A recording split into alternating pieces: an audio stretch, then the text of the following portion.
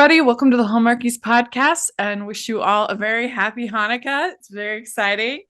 And we are here to talk about Round and Round, the latest Hanukkah themed movie from Hallmark Channel.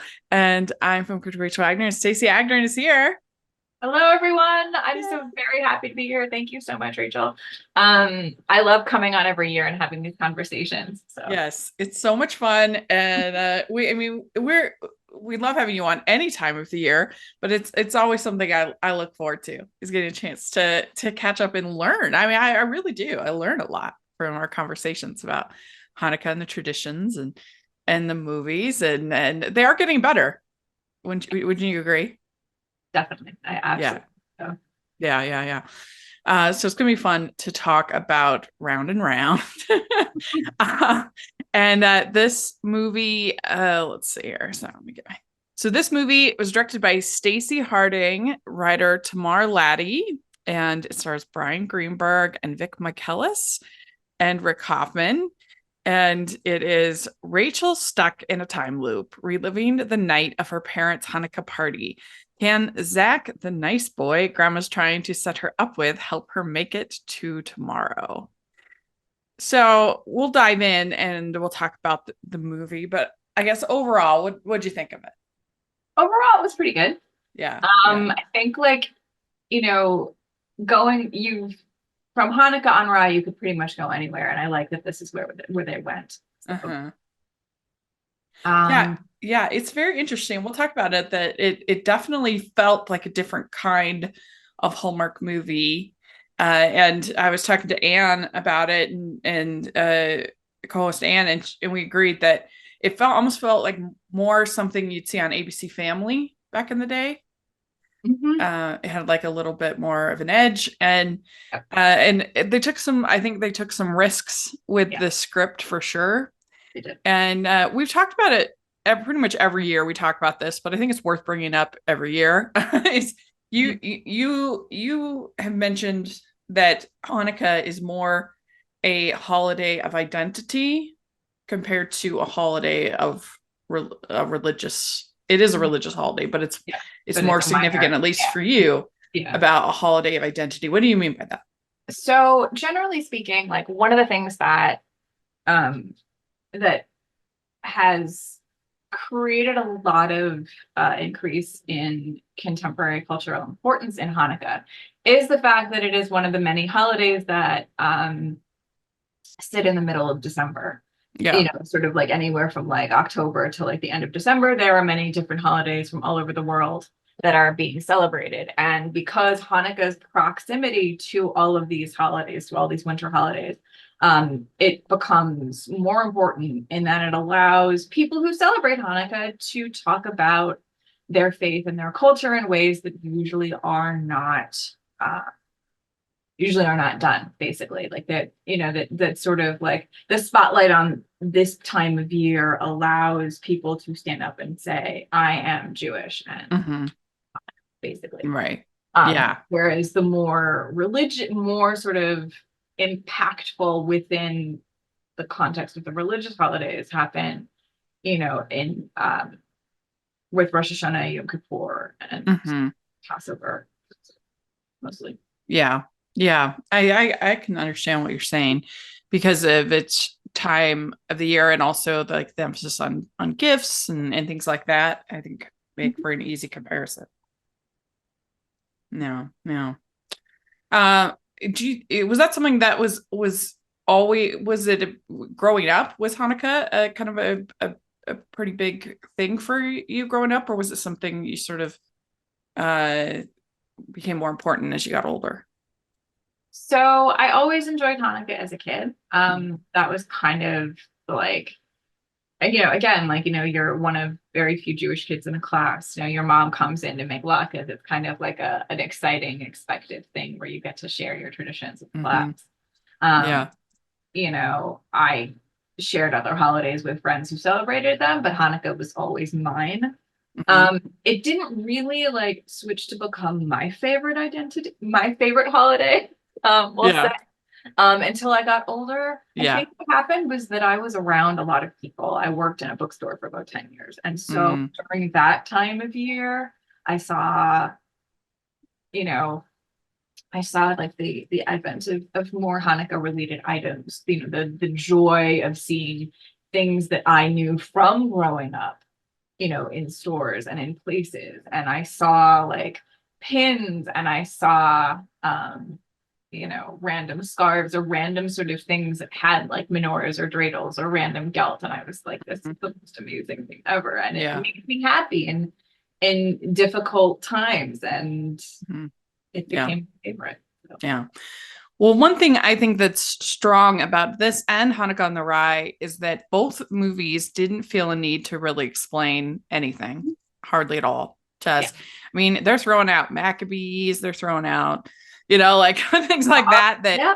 And I've said it a million times that all that matters is that something is that we know that something is important to the characters. We do not need to know that. I don't need to know what's going on. I just need to know that okay, the Maccabees is part of Hanukkah and it's important to them, and that I'll go look it up if I'm interested and learn more. But I don't need to know as part of the script. All I need to know is that this is important to the characters and why, right? I think And I think they finally got that because the early Hanukkah movies, like especially the most cringe one in my opinion was this one on Lifetime where this uh Christian and this Jewish characters were giving each other lessons about their holidays. It was so cringe. I was like, come on. really going, where do you find a wreath? And I'm like, you walk into any store and Yeah, right. you Like everybody knows like basic things, about every I it's mean, holiday by diffusion. yeah, like I don't know anybody that doesn't at least know what like a menorah is. Like everyone knows like Or basic things. So it was or just you've like, come seen it, even if you on. don't know what it is. Like you've seen it, you've been exposed to it Yeah. in some shape or form. Um, and I think like, yeah, like with Hanukkah on Rye, Hallmark has gotten to a point where it doesn't feel the need to explain it Yeah. anymore. Like they've had, how many years right now? What was it? Like double holiday date, 8 gifts of Yeah. Hanukkah, and then Hanukkah on Rye. So like Mhm. 3 years of movies, Right. right? Five, 2, 3, 4 movies, Yeah. 3 years of movies where they dove back in, they've explained to their audience, guess what holiday is coming to December kind of thing. And Uh-huh. now that they've kind of reached the pinnacle of that, they can kind Yeah. of anywhere. And this is the anywhere they've chosen to go. Yeah. So Well, and it just made me think we ought to have you on with because we do on Mondays, we do ranking episode. We ought to have you on with me and Terry and we could do a ranking episode. There's enough of these Hanukkah movies. yeah. That would be fun. Yeah, if you're listening and you want a Hanukkah movie ranking, put in the Absolutely. comments because that could be really fun. So we learn about the backstory of her mom and dad, and that her mom was this like hip DJ, the mixer, the Jewish mixer, 1986, which was funny, and she just had a thing for guys with glasses and strong math skills. Which is funny. He brings her latkes. He's like, I got some latkes for you. Yep. Cute. It Okay. was funny. And so every year they throw a party to commemorate their meet cute. And it all kind of comes full circle. We'll see later about there's a lot more to this meet cute than meets the eye. And it was cute. What did you think? Did you like that? The throwback? I did. I absolutely did. I loved how everything literally came full circle in a lot Yeah, of ways. it was fun. And you got a thing for guys with glasses and strong math skills. It's awesome. Like I love the fact that like they're willing to go there in terms of Yeah. what people think are word characters worthy of being a lead in their own story. Yeah. Yeah. Ho, ho, ho. We'd like to take a second and thank our sponsor for this episode of the podcast. It's the Hallmarkies Patreon. Do you love Hallmarky's podcast, especially at Christmas? Do you enjoy the holiday previews, recaps, interviews, and bonus episodes? If the answer is yes, please consider supporting the Hallmarkies Patreon. We need your help to do what we do both during the Christmas season and all year round. But not only do you help a podcast led by strong, independent women by becoming a Patreon, you get to become a part of the Hallmarkies family. Starting at only $2 a month as a patron, you will have access to our Facebook Patreon group where we talk about the movies, shows, and more all year. We also have many monthly patron watch-alongs with guests like Lacey Chabert, Natalie Hall, Paul Campbell, Mary Lou Henner, and more, giving their behind-the-scenes details of their films. As a patron, you also have the chance to provide input into the podcast and even join us at different tiers. So this Christmas season, spread some cheer to the Hallmarkies Patreon and become a member today. You won't regret it. Go to patreon.com/Hallmarkies to learn more. That's patreon.com/Hallmarkies. So there's this bake shop, Goldberg's Bake Shop, and they get the traditional donuts, the soufgayot. Yep. Is that right? Yep. Is that You gotta like order them at Yeah. And they look delicious. They kind of look like the Portuguese malsadas. I don't know if you've ever heard of those, but similar. I mean, and the only thing I don't like sometimes about filled donuts is a lot of times the filling is kind of goopy and not like, I don't know why they don't just fill it with like jam, which is, yummy. A lot of times it's kind of like not good, the inside. And so if they could make a jelly filled donut with actual good jelly, then I'd probably love it. These are really good. I had this year's from the Rockland Bakery. Gotten by my local supermarket, Chico's. But like they were fantastic. I love them. Yeah. But like, you know what I mean about the jelly? Yeah. Actually, I don't like jelly donuts, but these were fantastic. Yeah. It's all about the filling. Yeah, very much so. Yeah, I don't know what it is why a lot of them fail on the filling, but these look pretty good at Goldberg's Bake Shop. Yeah. Yeah, and there's this woman who's behind them in line, and that's like a little bit of a red herring. You think, oh, maybe she's like involved with all of this, but what usually happens somehow, like yeah. The one thing that I kind of wondered about this movie is I said in my review, I was like, I don't know who this movie is really made for. I mean, I enjoyed it, but I'm like I'm a movie critic. So I kind of understood all the nerdiness that it was dropping. But I'm like, because these like tend to be the watchers of Hallmark movies tend to be middle-aged to older women, traditional conservative. Do they know are they going to get a Skynet joke? Do they know Terminator? Do they know I mean, there was a lot of geek culture dropped in this movie, and that was my only concern, that are they going to understand what Edge of Tomorrow is? There's an Edge of Tomorrow joke, there was a Star Wars joke, there was a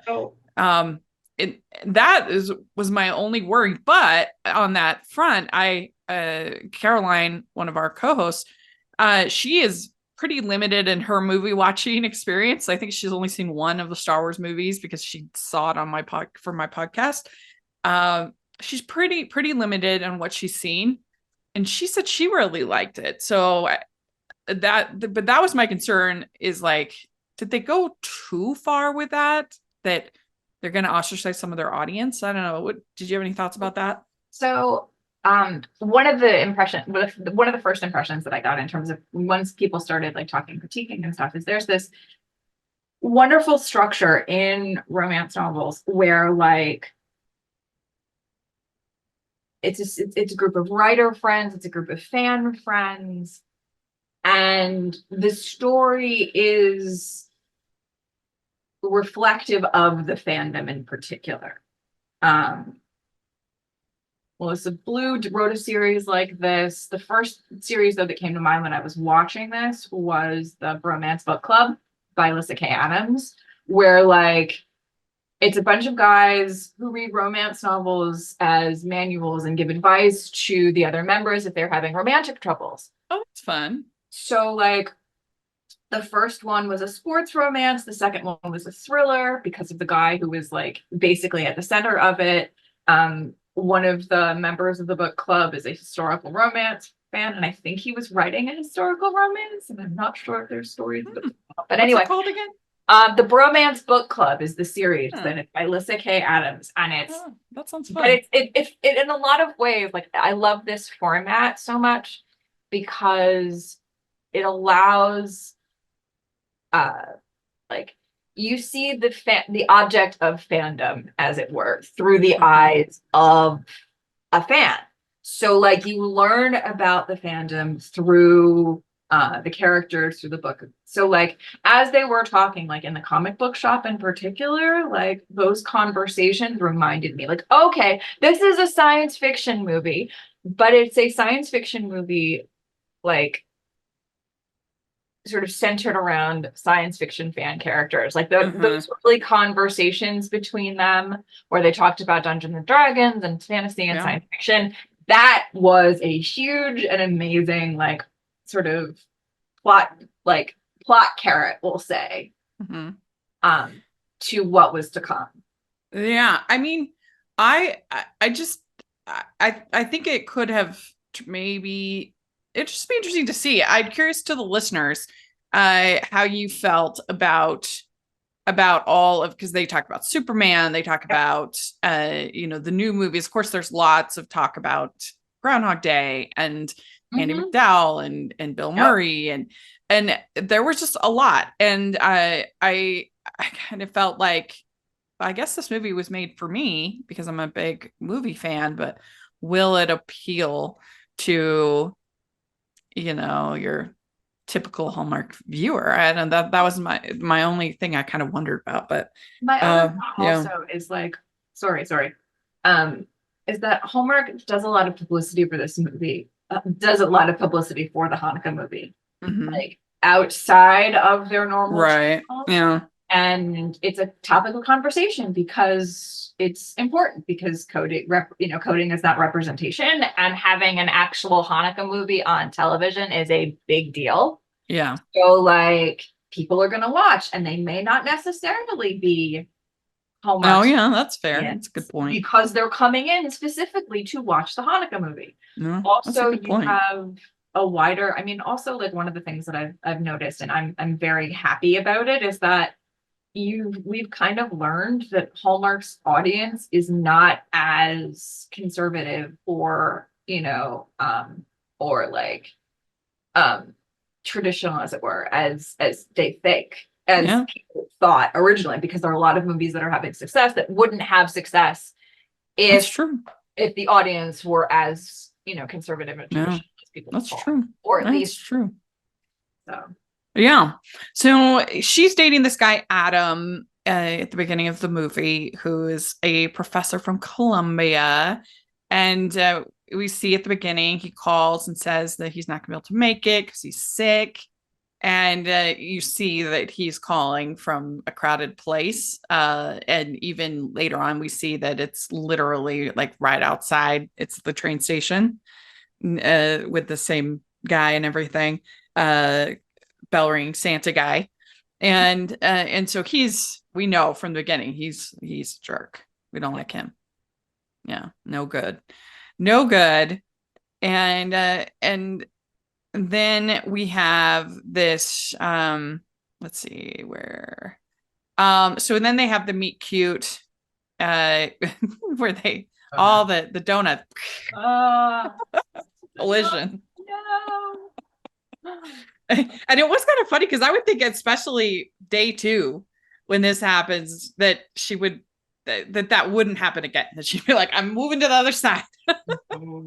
Like, I think like, I think it was also like a complete utter shock. Like, okay, like I'm trying to avoid this, but I'm not going to. And then it happened. Like, it's one of those things, like, as later on something happened, like they tried to keep something from happening, and then it of course does not, because it's going to happen every single time in various ways. Yeah. So basically, like, we're not to spoil the ending right at the lead, but we're supposed to believe that like the Yenta matchmakers in this family have done this for every single person in the family Oh, and decided who they're supposed to be with and and done this whole elaborate time loop thing to make sure that that everybody, including her sister, everybody ends up with the right people. awesome. Yeah. Her parents, her grandma. I mean, it would be nice if he gave a little bit of a heads up. I think the sister at least would be like, get ready. Well, I mean, rules, right? Rules. Yeah, I guess. Like, is there, is the magic of the dreidel lost? I mean, they gotten very lucky. I mean, I guess these Yentas are just so good at predicting the members of the the picking. Yep. Who they're supposed to be with. So are they just, directing literally the fate, the magic of the dreidel, the person, and then if the person has found their, the person that their soulmate, their best share, the person they're supposed to be with, the magic works. Yeah. Does it help them find, like, does it help them realize that this is actually the person? Yeah. Right. They did have a lot of Hebrew. At least I think is a Hebrew, or I don't know if the like Hebrew or Yiddish. I'm not sure, but like when they talked about I don't schwitz. I don't sweat. Yeah. Yeah. So that's Yiddish. Yep. Yeah, cool. And then when they're saying the prayers, that is Hebrew. Okay, good. 3 blessings over the candles, which they've had in, which is really cool to see again, like in the various movies over the years and how they do it. Mm-hmm. Well, I was so excited to see Brian Greenberg in a Hallmark movie. I've been a big fan of his for a long time, and he just seems like a perfect fit for these movies. And I just thought he was so charming. It was everything I hoped it would be. He did a great job on that front. So please, welcome to Hallmark, Ryan. Be in more. Yes, please. Yeah. And so her parents are moving. And the new pickleball court. I mean, the new condo has a pickleball court, indoor pool, and a steam room. So your mom and I can have a schwitz. Yeah, that was funny. And that's when she said, "I do not schwitz, I glow." Yeah, that was pretty good. And then I thought her sister was fun. I enjoyed her. She's listening to the podcast, and she's like, I hate bean bags. They should be illegal. That was funny. I loved the family dynamic. I loved her cousin. Like I loved I was a little bit confused with Cynthia. I was confused because it wasn't until later, at least, that I heard that she was the cousin. I was like, who is this? Is this a sister? Is this I was just a little, I was like, is this a friend? I was a little bit confused of who she was. And then finally at the end, or at least that I had heard, I was like, oh, she's the cousin. And why was she faking an accent? Like, I thought that was strange. Well, I'm considering, like, because wouldn't her family know? It's a family. They know she's not British. They know, but I think people, like, I think what it is like it was a sign that she was trying to demonstrate how she settled in England so well, right? Like she was living there and like, she adjusted so well that she picked up the accent in the process. Mm-hmm. She had to sort of demonstrate this strong front, in front of this group of people that, is her family, right? Mm-hmm. And so she was like, okay, I'm going to act like everything is perfect. Yeah. Including my accent that I have adjusted so well to living in England that I am like We'd like to take a second and thank our sponsor for this episode of the podcast. It's author Jennifer Snow and her book, A Lot Like Christmas. This Christmas season, in best-selling author Jennifer Snow's steamy rom-com, A Lot Like Christmas, love comes where you least expect it. For Jessica Connolly, there is no better place than her coastal hometown of Blue Moon Bay. She has a wonderful family, supportive best friends, and a successful bakery on Main Street. Unfortunately, every time she designs one of her ex-boyfriend's wedding cakes, she's reminded just how unlucky she is with love, and that she's a good luck charm for men to find their happily ever after with someone else the minute they break up. So she's decided to be done with love. Dr. Mitch Jameson is more comfortable traveling the world with Doctors Without Borders than staying in one place. He just needs to survive the holidays in his small hometown before he can leave again. The beautiful, intriguing bakery owner with an aversion to dating might be just who he needs to occupy his restless heart. From sipping hot chocolates at the local Festival of Lights to early morning dessert deliveries, Jessica and Mitch rediscover the spirit of the holidays. But when the 25 days of Christmas are over, will their romance be over too? Adapted as an Up TV holiday movie, readers can catch a sweeter version by watching Christmas Lucky Charm.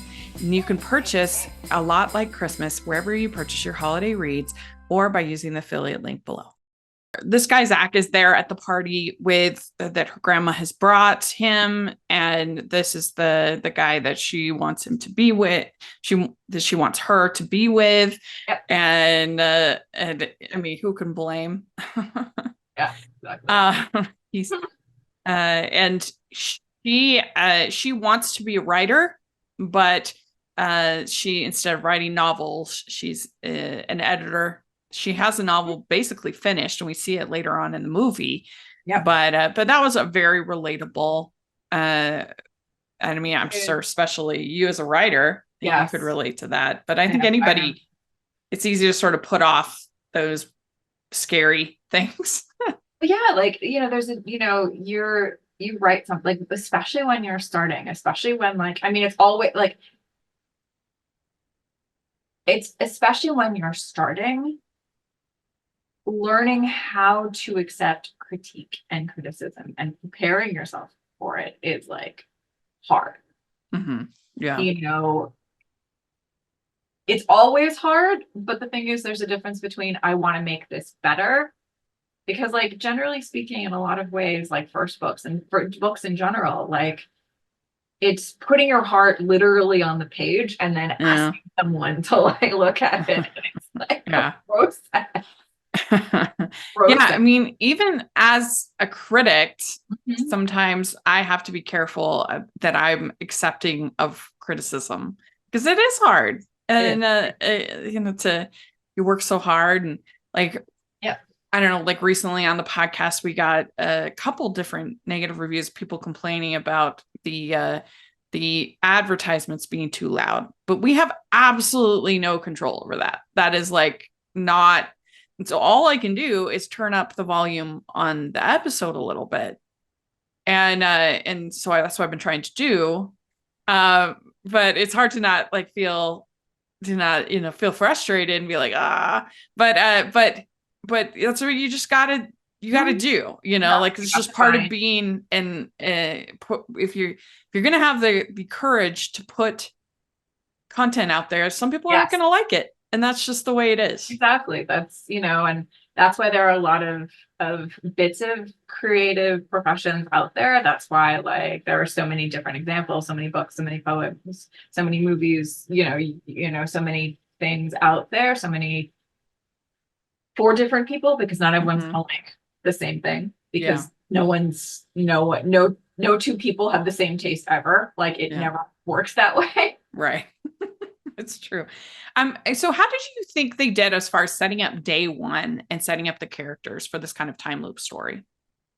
It was interesting. I like the idea. Like, I think in order for a time loop, you have to understand what's going on. You have to understand what and why, and who these people are at the beginning and who they're going to be later. You have to, like, sort of subtly do that. And I think they did a really good job of it. Because, like, in order to understand what's going on, You have to make people interested in these characters in this story so that they're paying attention later on. And you have to have these internal growth arcs as they change because there's a reason for that. Like, you know, in Groundhog Day, or the moment where before like things start to change and Bill Murray's like, I can do anything I want, you know, literally, and does anything he wants. Like, it's plausible based on his character. Yeah. And I think there were enough sort of touch points in day one that then we could look for them in the pursuing days. Like in day one, you know, with the meet cute, with the destroying the donuts, with everything with Cynthia, with the fire, with you know, all of that. And so I think they did a pretty good job of establishing who all the characters was, because you have the grandma, you have Cynthia, you have the sister, the sister's wife, I think Bex, I think was her name. Yeah. And you have the mom, the dad, Zach. And then once we get into day two, that's when you meet Seth, who is my favorite by far. But you got to kind of set up that initial day. So then you can see. So they end up playing this dreidel game. So the Grandma Rosie gives her the special dreidel. It's silver dreidel. And it really is identical.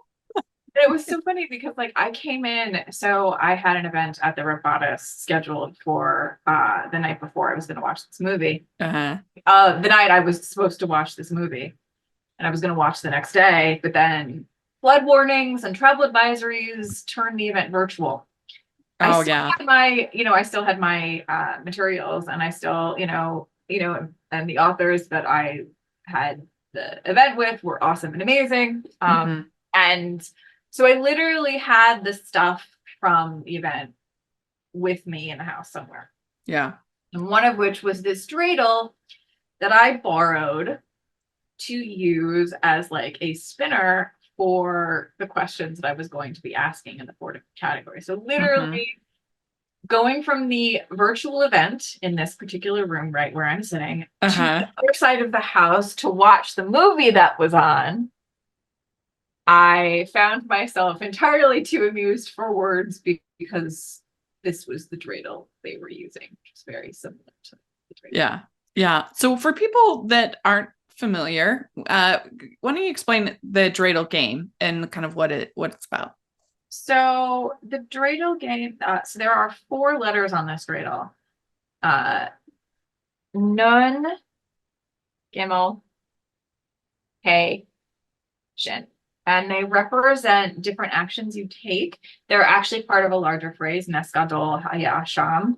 A great miracle happened there. The miracle, of course, is the story of Hanukkah and the victory of the Maccabees. And as a result of that, the tiny little bit of oil that was found in the temple that lasted for the 8 nights, which is why Hanukkah is in fact 8 nights. Anyway, the letters are, of course, attributed to various actions that you take while playing the game. Nun, you get nothing. Gadol, Gimel, you get everything. Hey, you get half. And Shin, you have to put 1 in. Yeah.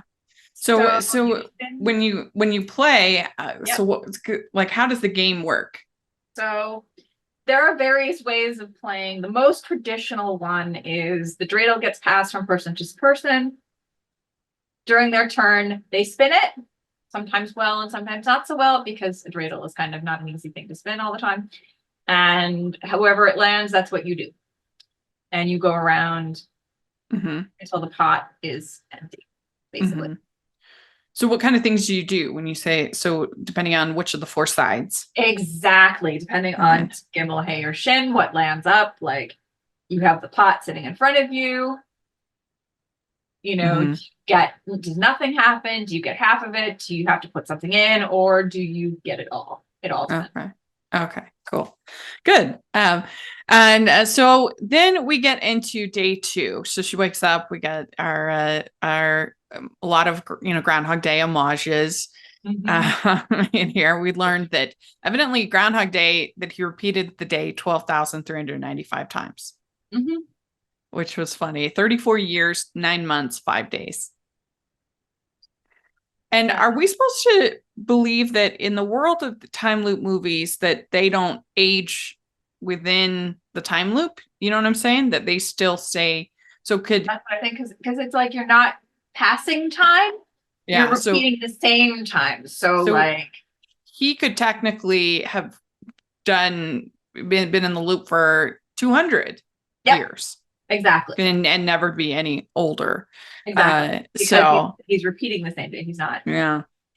And they talk about Palm Springs, which I was kind of glad to see because that's a more recent and more smaller indie. It was at Sundance, and it is very R-rated, so it won't be for all the Hallmarkies. But if you can handle, R readings in this mentioned in this movie, it was like, wow, yeah, that's awesome. I mean, Terminator. Yeah. There's The first one was a rated R. Like the other two were not, but the first one absolutely was. Mm-hmm. This holiday art installation that he's involved in. Says you're a little too young to give up on your dreams. And he says I may be penniless, but I'm willing to take a shot. Mm-hmm. So we know that he's we're rooting for him. I mean, immediately, obviously much better than Adam, who's a jerk. Yes.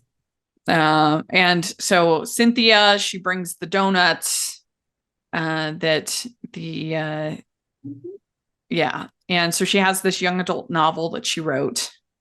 And then she says that it's 1-800-NERD, that she's dork positive. That was funny.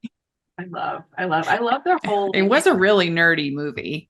It is. It's amusing. Like, yeah. You know, I think of like, again, Melissa Blue, Kathy Yardley, like authors who like write like nerdy romance, basically. Yeah. And it's kind of amazing. Yeah. Well, and so they use a lot of 80s themed kind of music in the movie. And we kind of talked about this, so they have a Melt With You in the first day. And then they repeat that throughout. And you had messaged me. You're like, why did they use this? Why couldn't they have used? And you messaged me a couple different songs, but in particular one that you want to talk about. So we had this conversation, if I remember correctly, also with 8 Gifts of Hanukkah, I want to say, where like there was absolutely no Hanukkah music in the movie, extensive, but they had like this one random song. And I was like, okay, so last year they had Lisa Loeb in an original Hanukkah song in Hanukkah on Ryan. I'm like, please let and they've got back to using like Hanukkah songs within the symphonic cues in between the scenes. And I was like, please, like let's go back to this, please, please, please. This year, none of that. And so my first thought immediately when I got to the end of the movie was a song by a band called Eighth Day, which I adore to pieces, called Miracle of Light.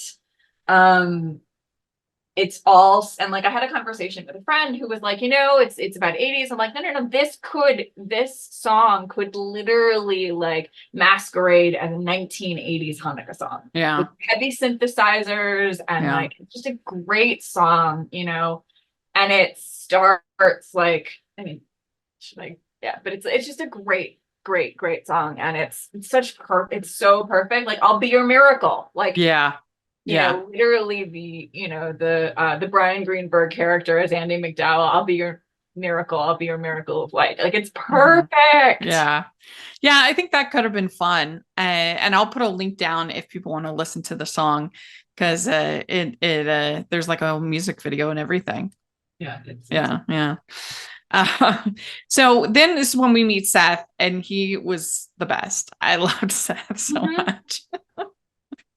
That's awesome. Like, he's totally basically believes her story, and he's like, sure, why not? You're in a time loop. Okay, let's do this. And he was great. He was so funny. It was amazing. It was that's the like, okay, geek living, geek romance. Like, yes, please, let's do this. Like, I feel also is in a lot of ways the explanation character. Like, yeah. Well, and so he hits it off with Cynthia, and he's like, she's seen every Marvel movie ever, including the TV spinoffs. I think I'm in love with her. I think and then there's this, I think we're annoyed with her might be the more accurate. Um, and and he says, "What if this is like Richard Donner's Superman?"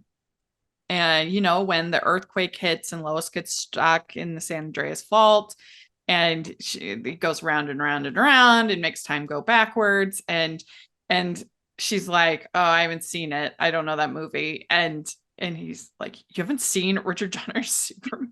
You Like, haven't seen Superman the movie?" He's like, "You like the Henry Cavill one? You do? Seriously? I have no idea what you see in this woman."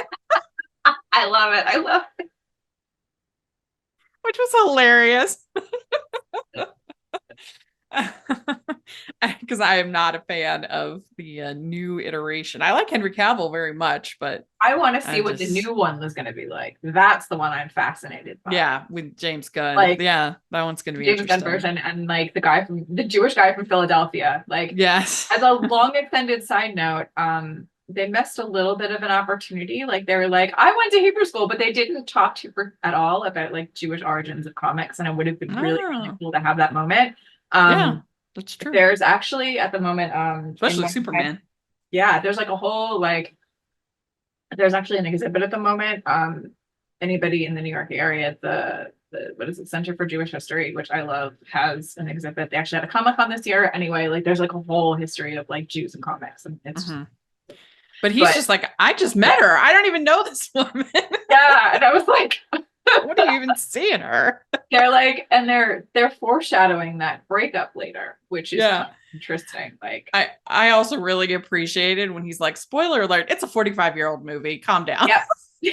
That's, I mean, I've seen this like a bunch of like that kind of conversation a bunch of times, and like that is so real. That is beautiful. Like, I feel like at a certain point, like people it's their own fault if they haven't seen like iconic movies, and you can't expect like nobody to just like at a certain point people have to be free to like talk about things, and if you haven't seen it, I don't know, like that's your own fault. Yeah. Like don't talk to a comic book guy about movies and then be annoyed that they, spoiler alert, the Superman the movie, like I feel like that's acceptable. Yeah. I just try, like, I understand because people can be total jerks about spoilers. Like if a movie that just came out, if I'm like, here's the big climactic ending, but on the other hand, it can be very frustrating as a critic because people count anything as a spoiler. Like if you talk about, oh, so and so, like just talking about Henry Cavill or talking about like it's that, like talking about the cast, and there are times when the cast can be a spoiler, like for instance for the Spider-Man movie with that cast was a secret, so it's a spoiler to spoil it. But I don't know, I just think in general, like if something's in the trailer, if it's part of like basic conversation, then like you can't expect the whole world to be tailored around you and your choices in your life. Like at a certain point, like you have to be responsible, and if you care that much about the ending of a movie, then you need to watch it. Like it matters enough. You have to make or don't be involved in this conversation with somebody that is like very invested in superhero movies, because it's just not, it just makes me crazy. It's very annoying that I feel like it's a way that people expect, it's kind of an entitlement about it with spoilers these days.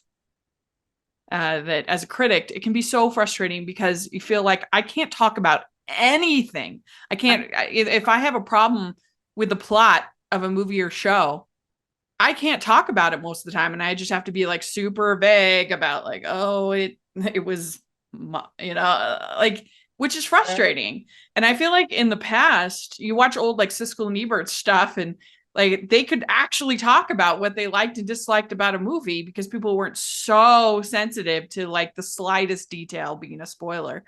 And so when they did this and this, it made me laugh. I was like, love that. It's a 45-year-old movie. Calm down. I'm kind of a weirdo. Like for things that I like, I want all the spoilers because I think spoilers are facts. They're not plot. Right. You don't have the journey. Right. Like you can know all of the things about a movie. Yeah. But you won't be, but you won't know how it's portrayed. Well, yeah, you think about it, any time that we see an adaptation of a book that we've read, we've technically had it spoiled. We know what's going to happen.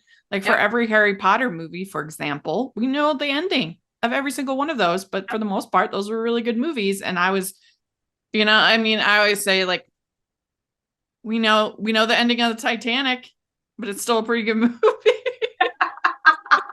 Yeah, it's like how you get there. Sort Yeah, of it's how you get there, the journey. Yeah, exactly. And where they particularly could have worked in the music, like you were saying, is when they have the Rad Reagans.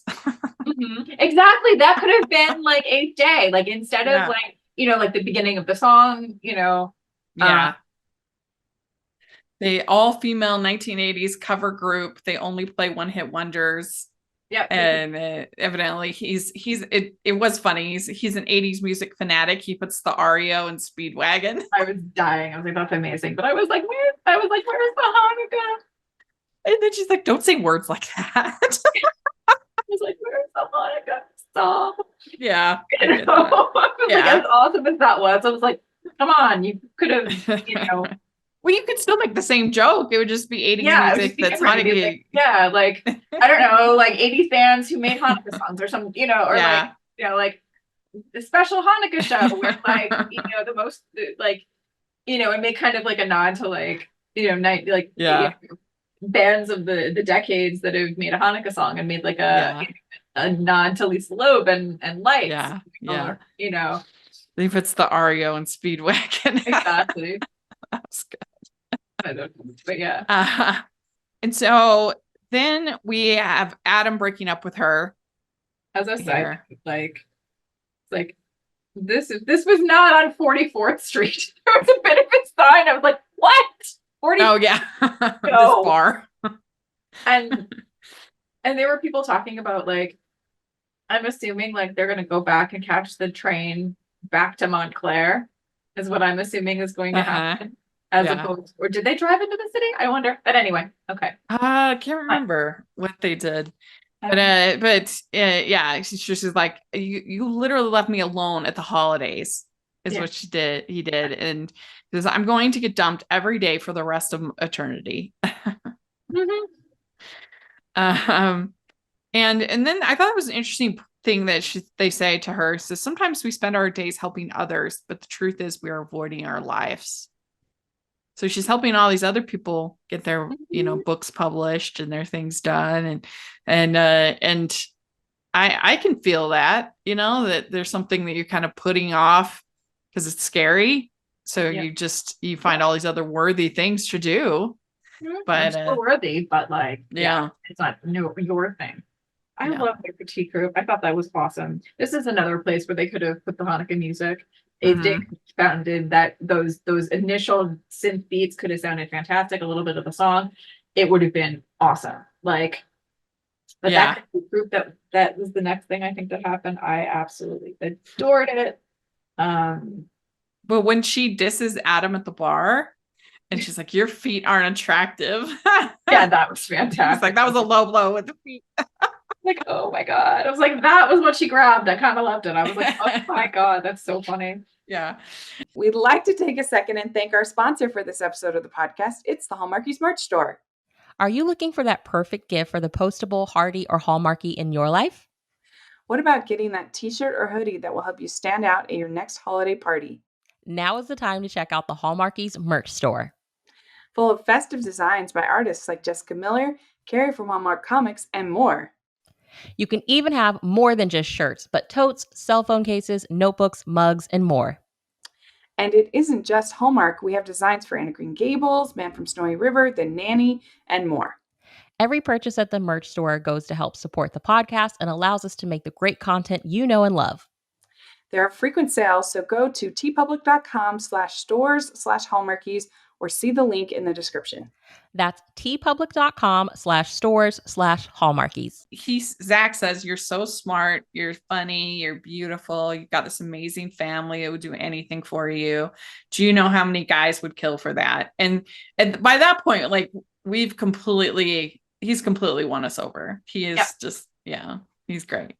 He was and he says that I thought I was the Andy McDowell. You're not the Andy McDowell. So I'm the Bill Murray. I'm Andy McDowell and you're the alarm clock. He says, can I at least be the groundhog? No, I'm the groundhog. I love it.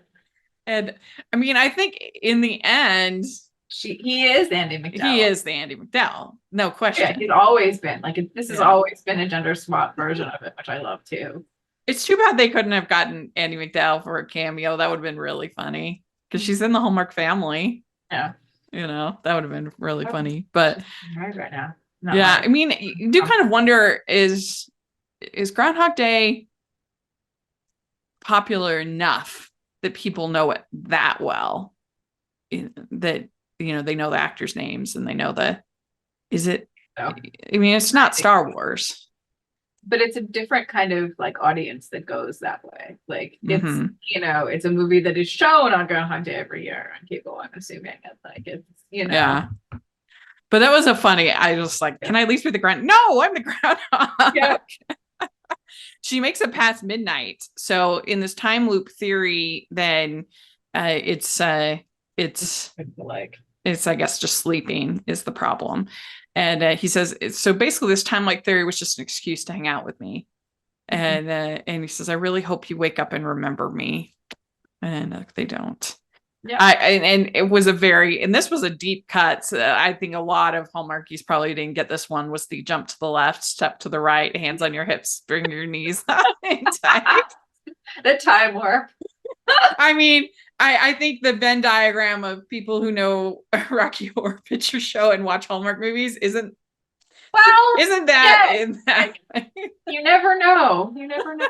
Yeah, I'd be curious if you're all people listening to the podcast, because it doesn't seem like the same audience. And but I've seen it, of course. I actually I saw the Broadway show in October of Rocky Horror.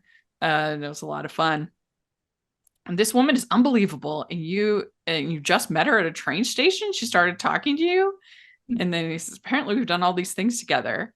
She knows all these things about me. And he says, if you're stuck in a time loop, that means there's something seriously wrong with your personality. You just need to learn to take feedback. Yes. And so hence the critique group, which and we will tell you. So then they start, they look at her book. And he says that we'll tell you if it's a Chewbacca or a Jar Jar. Which awesome. That is right. Awesome. Is it a work of genius or horrible abomination that has stained hearts and minds and souls? Oh my God. I love it. I love it. Because a lot of people didn't like these recent Star Wars movies, which they're very flawed and poorly done by Disney. But there's been this like revisionism that like, oh, well, the prequels really were great because they didn't like these new ones. And I'm like, nope, they're just all not good. Just because something else is bad doesn't make something good. They're bad for different reasons. But yeah, Star Wars is like the trail of tears in my life. Like it's just like one disappointment after another. There hasn't been any good. Very few. There's a couple decent Star Wars movies, but for the most part, they've been very disappointing. So, we will tell you if it's Chewbacca or Jar Jar. And that's why I was curious to talk to Caroline, because I know she hasn't seen Star Wars. And so I was like, is that the kind of thing that, I don't know, did this movie lean too far? Did they push it too far? Is this movie guilty of not knowing their audience? It was my worry coming out of it. But, you know, Caroline, who she's only seen one Star Wars movie, she still liked it. You know, like she's the person that I know, she's the Hallmarky that I know is the least like pop culture savvy. So I was really curious for her opinion. Yeah. And she liked the movie. So I think that says something to me. Yeah. You know, it's important. Anyway. So they read the novel, and there was a good joke that they're eating like Cheetos, and she's like, what do you think of the novel? And he's like, or what did you think of it? And he's like, dry, cheesy, a little stale. No, the novel. What did you think? Yeah, I love it. That was I a good love the joke. suggestions were actually really, really good and plausible suggestions when Yeah. reading books, punching up a section, like making sure the plot is tighter, like all of the things. Like that critique group is very realistic. Again, this is where I once again would say I would very much love to see an Eighth Day. Yeah. That song again, like, would be perfect in there. Yeah. And so he draws this picture of her. Yep. And she says, Oh, this is how you see me. Like, Yep. yes. And then they give the novel to Cynthia. Which I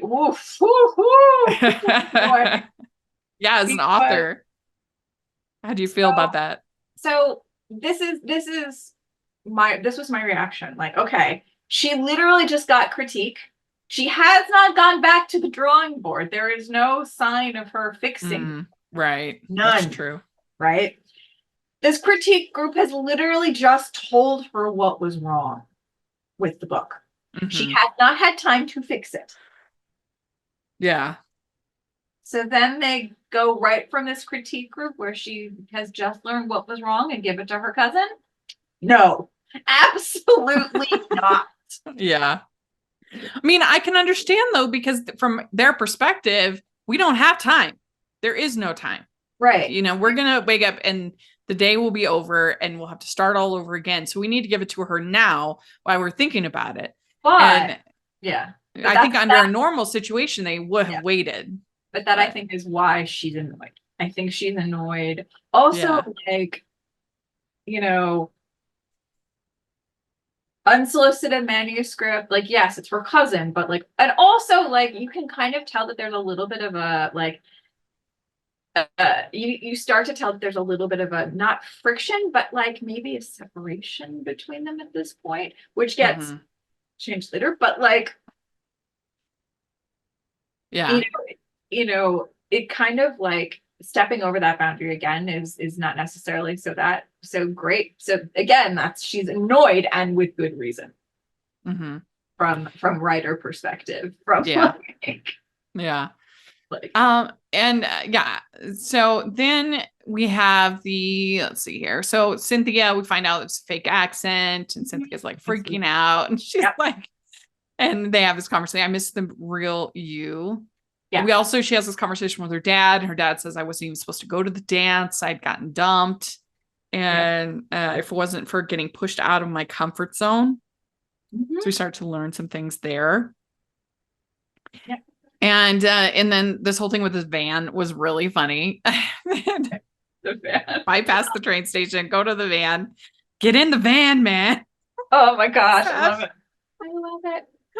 That's that seems to remember. Like, and she says, "You think I want to mess with Skynet? I don't think she's a cyborg, but I'm not taking any chances." I love it. I love it. Which that was a pretty deep cut. Again, I was thinking, that's an R-rated film. It's an action film. I'm like, do the first one, the Hallmarkies know about Skynet? Do they know about? I mean, the second two weren't R-rated. I think the second one was like at least PG-13. Was it? I thought I know the first one was R.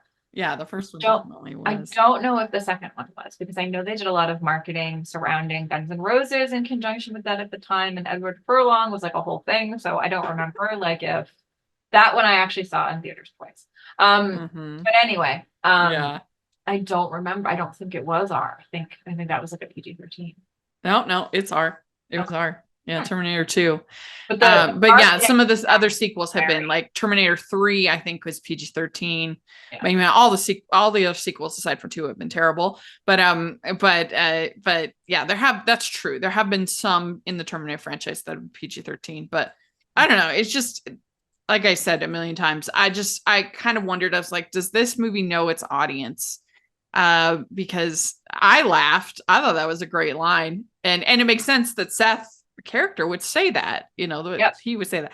But, I just thought, is that too much but it was a hilarious line. I don't think she's a cyborg, but I'm not taking any chances. Love it. We get a little red herring about Mildred at the bakery. You think, okay, she but she ends up just being like a Grandma's friend friend. that they end up Yeah. inviting to the. But you think, oh, is she the one responsible for this whole time loop? So they do a couple other like red herrings, and then they say, well, like, we make a good team, and she says, I don't know how to thank you, and then she kisses him, and he's like, he's like, okay, that's a good thank you. Yep. That was good. Mhm. She breaks up with Adam a couple times. Yes, she does. But then in one of the days, Adam is there at the party Yep. with her The family last because day. she breaks up with him in the morning. And when he calls telling his story, and so then Zach is like upset.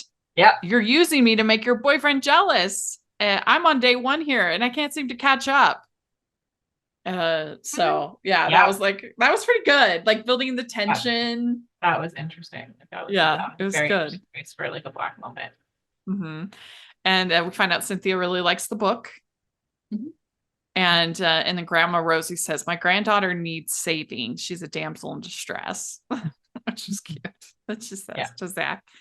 And then the dreidel. I can tell you're making good use of the dreidel. And spin the dreidel, dear. Find out. Mhm. And so we have Zach's leaving. He's upset. Then this is where this is what I'm talking about. We're sort of effortlessly about Hanukkah when he says, you know who was doomed to fail? The Maccabees. Mhm. But then miracles do happen. And I liked that again, they didn't feel a need to explain to us. Definitely after the last couple of movies, like again, like it almost felt like the first 3 movies were introducing Jewish culture to Hallmark Channel, to that original audience. Right. And now that they've done that, they don't feel any need to. Like, I Right. think there's a lot of explanation in the wedding movie, but obviously that's a new aspect of Jewish culture they didn't talk about before. Yeah. The wedding contract, I should say. Is the Yeah, the title. ketubah. Right. But like now, not really very much explanation. Yeah. So then he says that when you find someone you connect with right away, that's nothing short of miraculous. And just like the miracle happened with the Maccabees. At all. And her dad knows about the dreidel and that he needed help to find her mother. And that also her sister, Shoshana, that also spun the dreidel. And that this will only take you so far. It's love. It's messy. We just need to come up with a good plan. And so that was cute. Very sweet. But that was Yeah. I liked the fact that like we discover that the dreidel is a family tradition there. Yeah. You know, that like the story of the dreidel is the family mythology, as it were. Yeah, I mean, it makes you think that it would be a lot of pressure to come up with who like I said, these yentas deciding who the people in their family should be with. Or a lot of pressure. Like, I never really got whether it was just like directed the magic at this person because this person needs it, or whether I'm going to match make and now we'll use the dreidel to do it. Like I could see both sides of it, but yeah, that's true. Like person needs this. I'm going to spin the dreidel at them, and they're going to find their. But Grandma Rosie brings him to the party, so she's definitely chosen him as her as the perspective. It's not just she needs it, so I'm going to do it, and she'll find somebody. No, I mean, this one was, but I don't. Yeah. Maybe not everyone. You're right. Yeah, that's true. Like he wasn't supposed to go to the party, like. You know, her dad wasn't supposed to go to the party, like, then went and saw her, and then, you know. So she makes him a mixtape. There's some REO Speedwagon. I know you liked that. Yeah, I do. That I never felt like this before. I always felt a need to protect myself. And then she gives him the dice. Because that was a thing that he had dropped his Dungeons Dragons dice. The dice holder. Yeah. Yeah. And when she gives him the dice, he remembers everything. Yes, which was awesome. And he says, you could say this is one heck of an origin story. Yep. Yeah. And then I said, you're Bill Murray and I'm Andy McDowell. Yeah. I mean, it's funny because, Andy McDowell, I don't think she's probably not like the greatest actress in the world, but she's in definitely some of the most iconic romantic comedies ever made. Yes. Very much so. With Groundhog Day and with Four Weddings and a Funeral, so she's great. I mean, Groundhog Day really does hold up because you see how each of the days, how he starts to his evolution as a character. Yes, the character arc is really, really important. Like when you're talking about like this movie as well, like you have to set the character up so that like what's going on. And I think because this was only 7 days of time loop, that I think that there wasn't need to, like in Palm Springs when like some of the days they like get pretty dark. Yeah. He's like killing people and stuff like that. Yeah. Because if it'd been so many, but for only 7, I don't think you wouldn't go there. You can't go nuts. You can't you can't have that Bill Murray moment if I'm going to do whatever I want. Yeah. I mean, because if it had been 34 years and there was no consequences, you would maybe feel more like tempted to do, to do crazy stuff just out of boredom, sheer boredom, especially if you were stuck in Puxatawny. Yeah, seriously. Small town. At least they were in the city. But 7 days, I don't think there wasn't a need to like go there because you wouldn't go there with just 7 days. But anyway, it was creative. It was funny. It had a great cast. I'd never seen this leading lady before, Vic Michaelis. I'd never seen her before, so I thought she was really fun. Enjoyed her. Brian Greenberg was everything I hoped he would be. I liked Rick Hoffman. I'm not that familiar with him. I guess he was on Suits, but he was good. I thought he made a good dad. So overall, I really enjoyed it. I felt like, oh, this was just made for me. They really made a movie. So I'd give it like a 4.75. I think this was real strong. What would you give it? I would also give it 4.75, and the 25% missing is the fact that there was no Hanukkah music. Yeah, that's fair. Oh, well, let us know if you're listening what you thought of Round and Round. We'd love to hear your thoughts. And if you want us to do that ranking episode, put in the comments. That would be really fun. But do you have any news? You got some upcoming projects, right? Yes. So my next book is going to come out. The Dating Contract is going to come out on March 21st, 2024. So exciting. It's a book that I've been working towards for a while. It's when I first came up with the series, this was the first book that I thought of. The main female character is a sports agent, and the main male character is a calligrapher, comic letterer / sofair guy who writes all the important scrolls, or at least is going to become one. And they fake date, and she is convinced that she will not become a fake date and fail because he was the guy who basically made her not trust guys in high school. Oh, that'll be good. That'll be really fun. I'm excited. I look forward to that. That'll be great. Well, and if people want to follow your content, how do they do that? I am NY Stacey on Twitter, X, whatever you want to call it. S Agdern on Instagram and TikTok, Stacey A Agdern on Facebook. I am also a member of the Jewish Women Talking About Romance Facebook group, and I am a member of the Chippy Chicks. Follow us on YouTube, and our next broadcast is Sunday, the 18th. I think. Great. Oh, good. That'll be great. Good. Well, you can find me at Rachel's Reviews, all over social media, iTunes, YouTube, and on Rotten Tomatoes. So check that out. Also, make sure that you're following the podcast, Hallmarkies Pod, Hallmarkies Podcast, all over social media. And if you are listening on iTunes, please leave your ratings and reviews 5 stars. It really helps us a lot. And if you are watching YouTube, please give the video a thumbs up, subscribe to the channel. We appreciate that so much. We also have our Patreon group, which is the biggest way that you can support us. We have monthly watch alongs and Q&As with talent, which is really fun. We've had like Julie Sherman Wolf on for a watch along, different writers. We've had we had Lacey Chabert come one time, which was amazing. So Paul Campbell, we've Mary Lou Henner. So that's a great perk. Plus, you get weekly exclusive reviews.